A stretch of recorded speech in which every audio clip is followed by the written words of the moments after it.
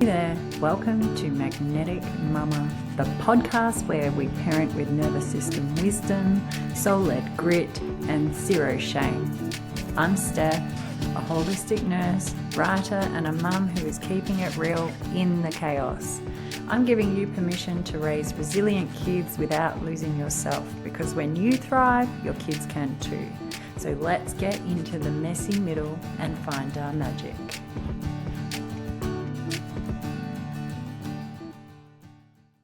Hey there, welcome to MagnetiK Mumma. I'm Steph, nurse, writer, and a mum in the thick of it, in the messy middle, raising tweens and teens. And let me tell you, February, after coming back from holidays and summer in Australia and starting the school term, has been an interesting way to kick off the year.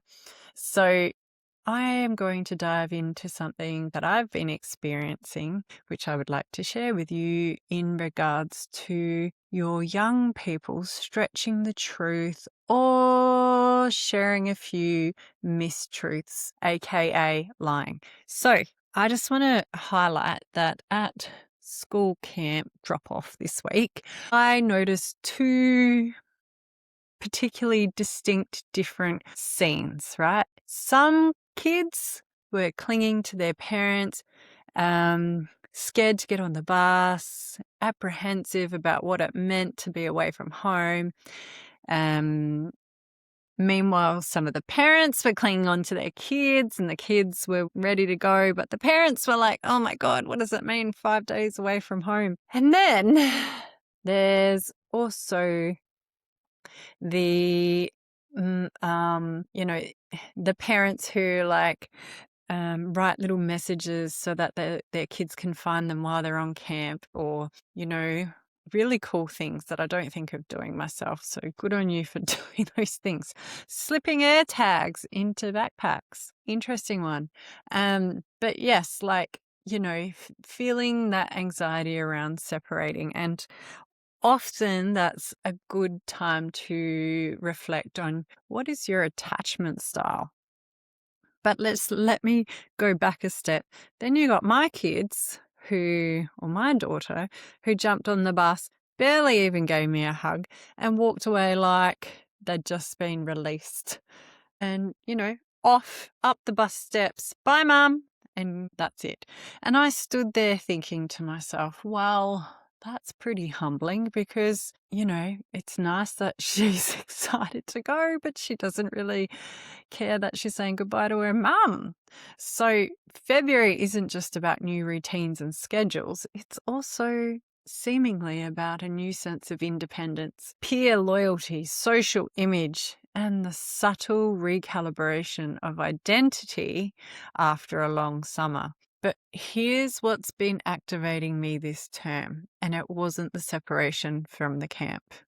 It is the lying. My daughters have started lying to me. And if I'm honest, lying is one of my biggest triggers. Like, I flip my lid when I find out people are lying. And, if you've ever experienced betrayal in a friendship, in a partnership, in family, you know how destabilizing dishonesty can feel. Lying just doesn't feel inconvenient. It feels unsafe. It erodes trust. It makes you question your reality. And for me, it shakes my foundation. And honesty is one of my core values. Be honest. Own it. Make mistakes. Say sorry. Repair.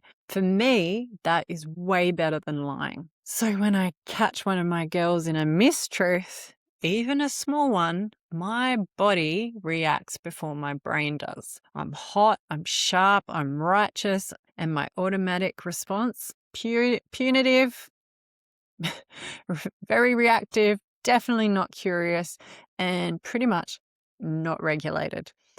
And I don't even have the capacity to be like, calm down and breathe. I literally fly off the handle, because for me and my nervous system, lying equals betrayal. And here's the truth. My explosive responses are not working. So, to give you a bit of an example, there was a situation recently where there was some mistruth happening, and maybe it didn't seem that big, but on the outside. But for me, in working out that my children aren't being honest and telling the truth, really is catastrophic for me.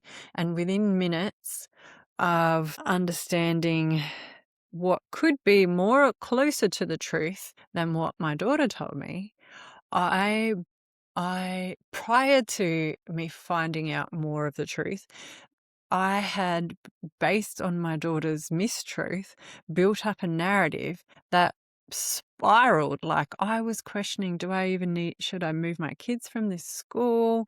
Is this genetic? Are they going to become pathological liars? Is it a character flaw? Am I a failure as a parent? Like, I constructed an entire dystopian future based on this mistruth. One bent truth. And later, when I calmed down, which took a while, like a while, and when I wasn't reacting in the moment, I realized I was kind of reacting to every unresolved betrayal my body still remembers. And that's my attachment. So I got nerdy and I did some research because, one, what I was doing wasn't working, and two, I wanted to understand why kids do this because, it's not intentional on their behalf, but at the same time, it's still not acceptable. And here's some stuff that I found. Lying is attached to attachment theory. Now, attachment theory was first described by John Bowlby, who reminds us of something critical. Children are wired to preserve connection. They don't wake up planning moral corruption. Preteens lie for developmental reasons. Now, that could be to avoid punishment, obviously, to protect their autonomy, to maintain their belonging in a peer circle, and to avoid disappointing us as well. And also experimenting with their identity. In that age where between 9 and 12 years old, the prefrontal cortex is still under construction. Impulse control, under development. Long-term consequence thinking, under development. Social belonging, intensely online. So often when children lie, it's not about deception. It's about fear. Fear of losing privilege, fear of losing approval, fear of losing connection, fear of disappointing you as the parent. And when I sat with that, I had to ask myself, was she lying to hurt me, or was she lying because she was afraid of my reaction? And when I asked myself that, I knew the answer straight away. And by asking myself that question, that changed everything. Hence, here I am sharing it with you. So, developmental psychologist Diana Baumrind identifies 4 different parenting styles. Now, you might have seen some of this on TV. I know there's a TV show and it categorizes each parenting type in, and then they run an experiment on television. So you might have heard of these already. And I'll go through them in a minute. But the research so far, after decades of longitudinal research, consistently shows that authoritative parenting, high warmth and high structure, produces the strongest emotional, academic, and behavioural outcomes. But it also helps us to understand what other styles actually look like, especially when we're triggered, because under stress, we don't always parent from our ideals. Yes, guilty. We parent from our nervous system. So, authoritarian is high control, low warmth. This is because I said so model. Probably the one I came from. When lying happens, it sounds like, you lied, you lose everything. probably why I react that way. How dare you? You've broken my trust completely. We're done. You can't be trusted. There are clear rules, but there is fear. There is shame. There is power. And authoritarian parenting often produces compliance, which is desirable for some in the short term, but long term, it creates secrecy, anxiety, rebellion, because when truth equals punishment, children learn to conceal and hide the truth. So that's authoritarian. So now the other group is permissive. High warmth, low structure. This one feels gentle on the surface. So when lying happens, it sounds like, oh, well, everyone lies sometimes. It's not a big deal. I don't want to upset them. Like, there's love, right? There's softness, but there's no boundary. Doormats, also very guilty of this.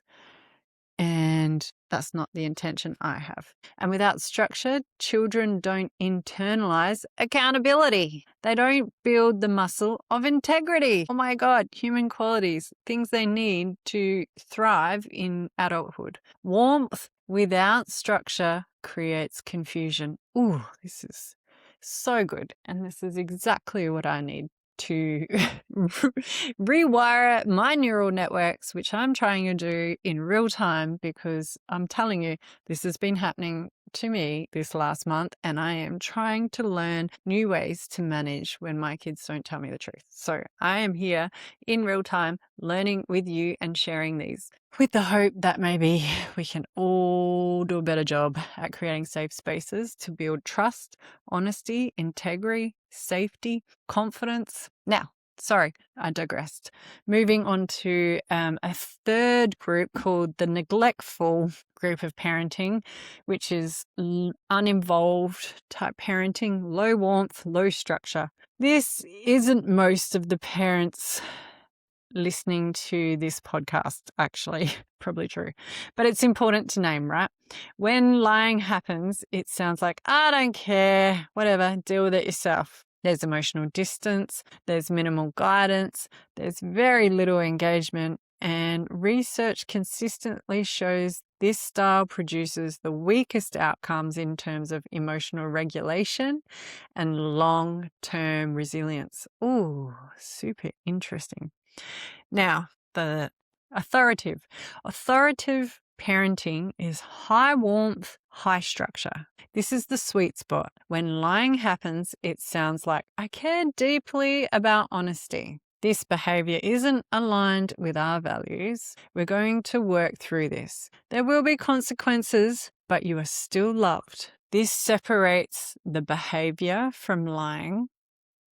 This separates the identity as a liar, and it holds connection with consequence, safety and accountability, warmth and boundary. And here's the uncomfortable truth. Are you ready? Authoritative parenting is easy when your child is cute and doing what you want. It's hard when you're triggered. So if you're anything like me and you catch a kid lying, your amygdala lights up like a Christmas tree, sends the alarms. It's threat, disrespectful, loss of control, betrayal. And if you have any history with betrayal, it's amplified.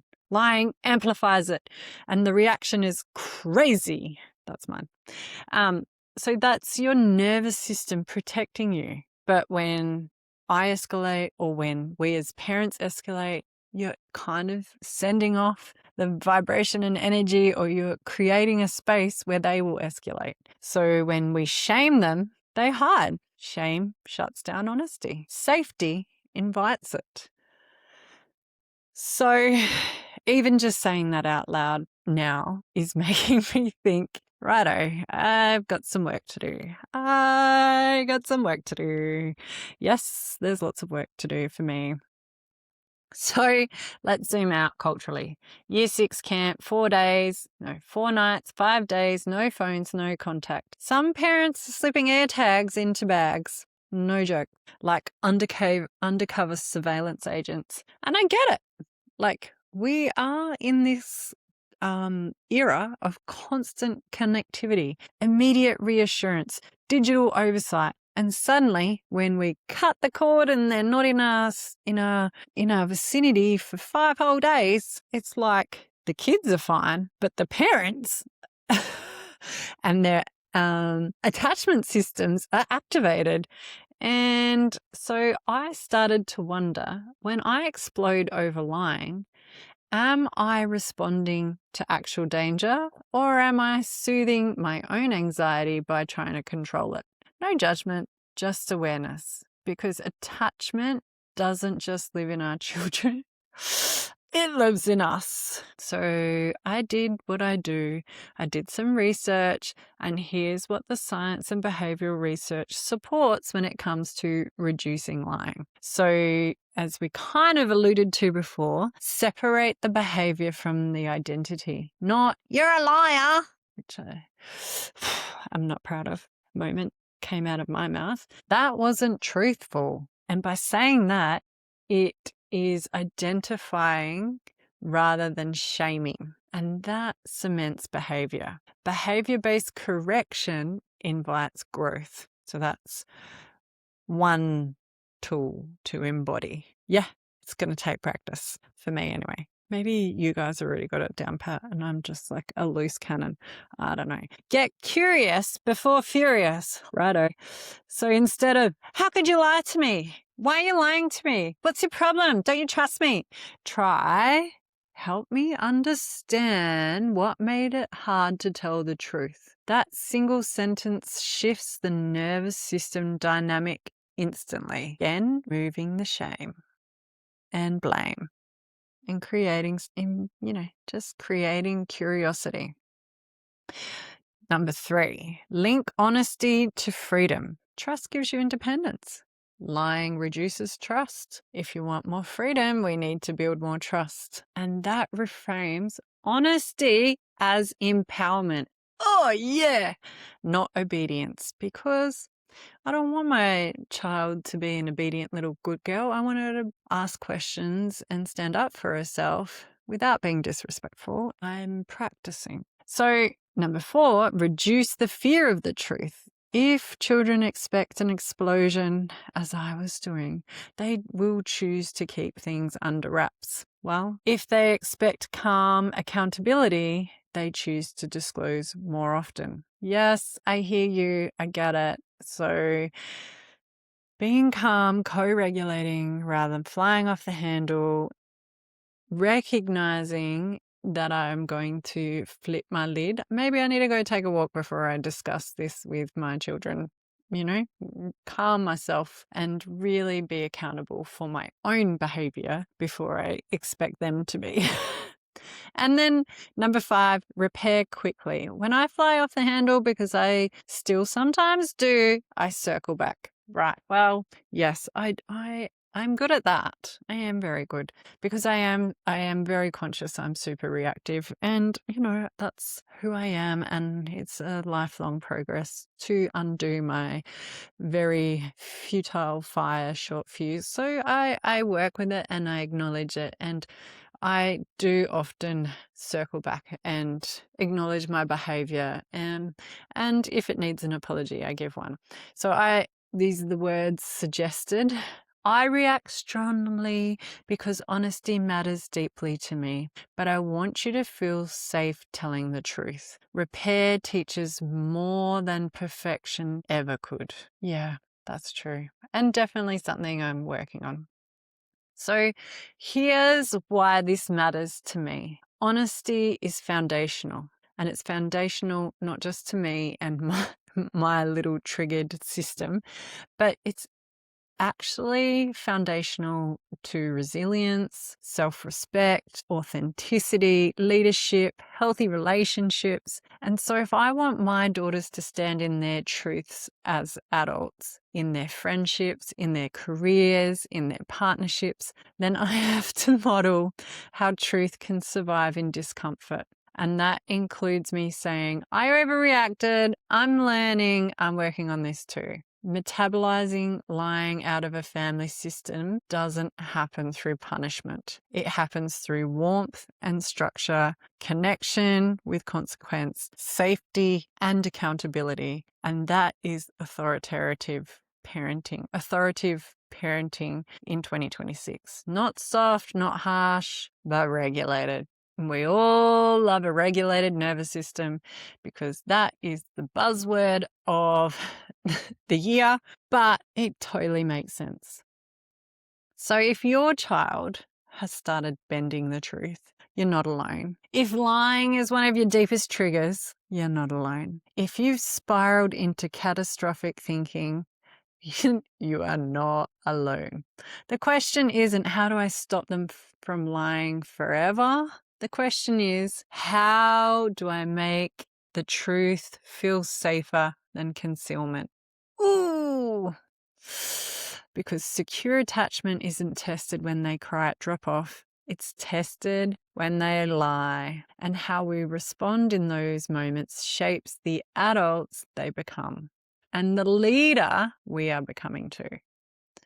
So I hope that's given you something to think about, reflect on, and I would love to hear your stories about how you may handle lying, and if you think you agree with the authoritative parenting method, or if you have something that's worked for you that's better than that.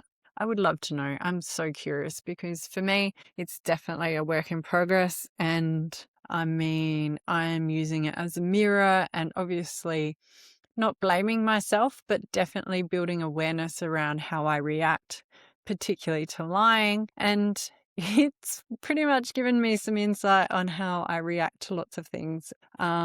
Yes, I have some of my own adult behavior adjustment to make, but at the same time, my kids know that I'm real and I don't try to sugarcoat anything too much. And as best I can, I tried to be firm but fair with some boundaries that over summer probably did slip. And now that we're back into school term, we've got to firm them up again and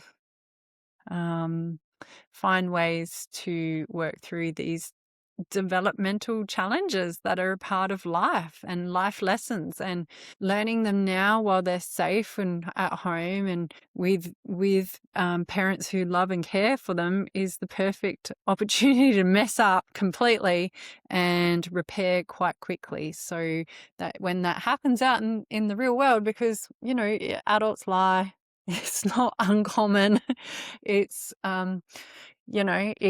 it's a good opportunity to teach them how to manage it themselves when they get older. So, and in how to manage it in their peer groups. And maybe I actually think the kids are doing it way better than us. So I'm learning from them, they're learning from me.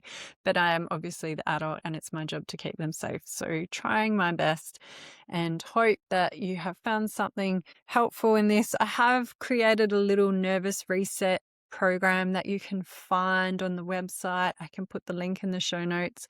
If anyone needs a bit of gentle guidance in calming the nervous system, or just becoming aware of what their nervous system is doing or where they're sitting, and just building that awareness around your reactivity, non-reactivity, and how that impacts on the space that you live in and with the people around you. So anyway, check it out. It's there. Till next time, see you, and hope you all enjoy the rest of the summer in February in Australia anyway. Bye.